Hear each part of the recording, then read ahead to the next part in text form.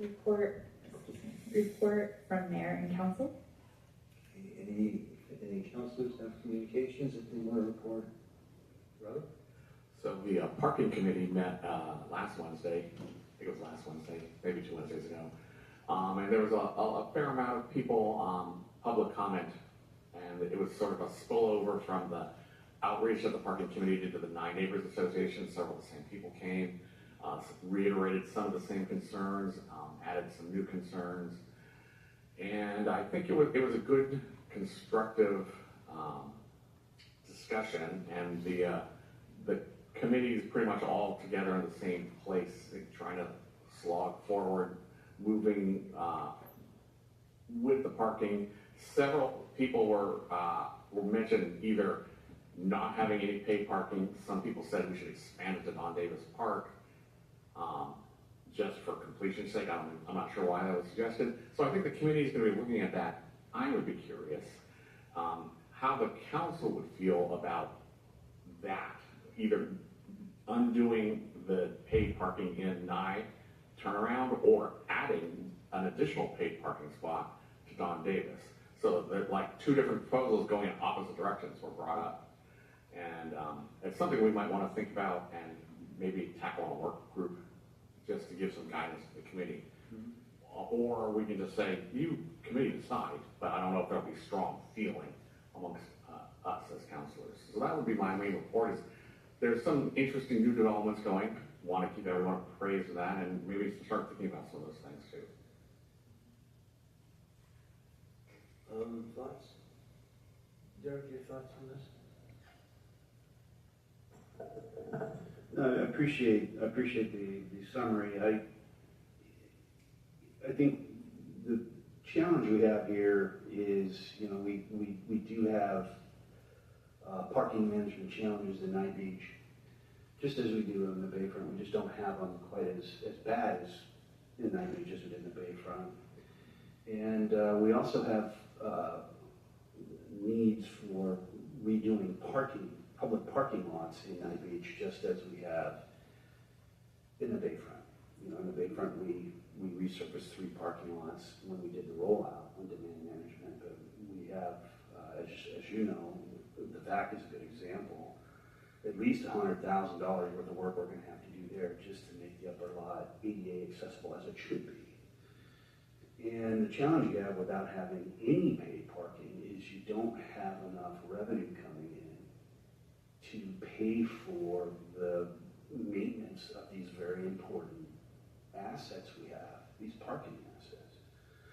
And so what we've been working, what the committee's been working on, and I think it's going in the right direction, is what can we do that is the lightest touch possible in Nye Beach, and that is to meter the turnaround, and then just for all other areas where we have a 3-hour parking limit, just go 3-hour parking limit unless you have a zone permit. And there's some other little small bells and whistles like lodging day passes and stuff like that, but that's, the permits are a relatively small amount of revenue to actively manage, and those who want to park in the highest demand areas pay a little bit with a parking permit, and those that don't have plenty of other opportunities in the area. The metering generates the most of the revenue. And I didn't or haven't heard, I think what I heard is, if we're going to meter something, the turnaround makes sense. And I don't think there was acceptance for meters beyond that, but frankly, we don't have the budget to put in a whole lot beyond that anyway at this point. I think the real challenge you run into too is, when you need to pay for this work, there needs to be contributions coming from both business districts. Parking Advisory Committee's already heard Bayfront businesses saying, hey, why do we care? Why do we bear the full burden of generating revenue to maintain parking citywide? That's not fair. There should be contributions coming from other areas that have congestion as well. So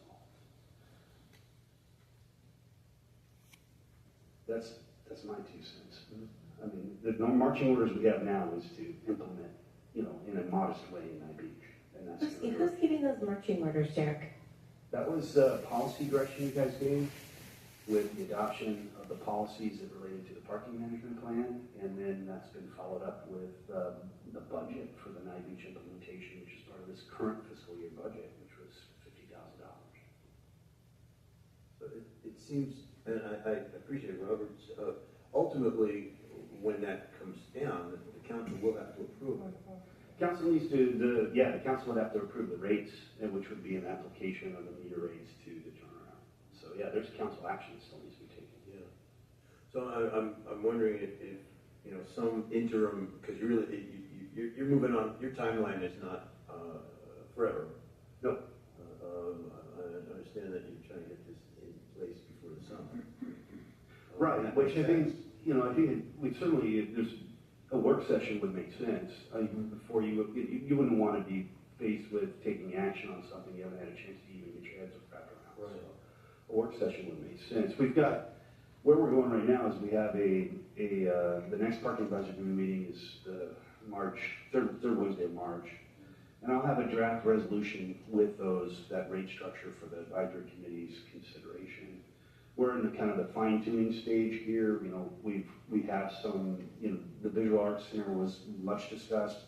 We have some options for how that can be worked through with codes and whatnot for volunteers so that they don't have to pay. So there's ways to work through some of that stuff. And so we're meeting with, I'll be meeting with the Oregon Coast Council for the Arts. I've got a meeting actually tomorrow with Mike Franklin and Chatterball. I'll be meeting with Ultralife and some of the other major employers down there that hadn't attended the previous outreach, and so I'll have that to report back to the advisory committee as well. So after March, we would probably want to line up something because we'd be bringing that resolution to council sometime in April. So, I mean, what we could end up doing is maybe a work session of the first meeting if it's acceptable. That would seem to make sense, because I think the council, there's a lot of feeling in the community about this. That's reality. I think we as a council need to be well versed enough to be able to speak and listen and speak. You know, not to undermine the work that's been done, but ultimately people will come to the councilors and say what's going on. So some, you know, ability to bring those things to the council. So also so that if we're not in support of it, we should say so.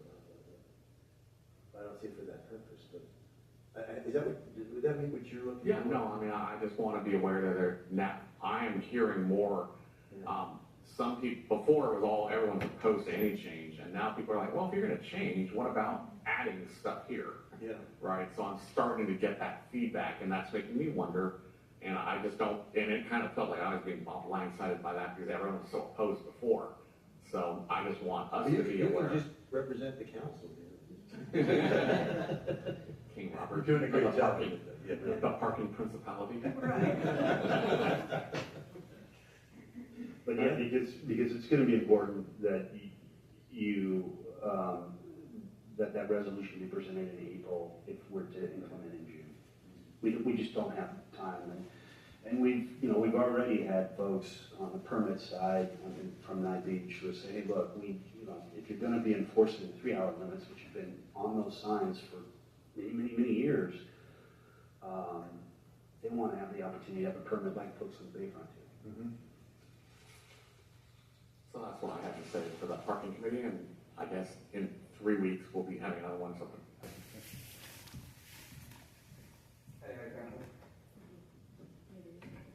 My name's AJ. I live here in Newport. I just wanted to comment on the parking that you guys were discussing earlier. Me personally, I have not heard one positive word about that outside of this council chamber. I have not been to the parking council meetings, but I haven't heard anything positive about it outside of here. I would think that maybe you should be careful considering, if people don't see an alternative, they have to control the option they are presented with. Like maybe they just don't see another option, so they're trying to manage the option they are presented with. And picking, well, maybe it should go here, or maybe it should go there. They don't see it as any other option. So maybe make sure that they see that no is an option before you say that that is what they want. Thank you, Bill.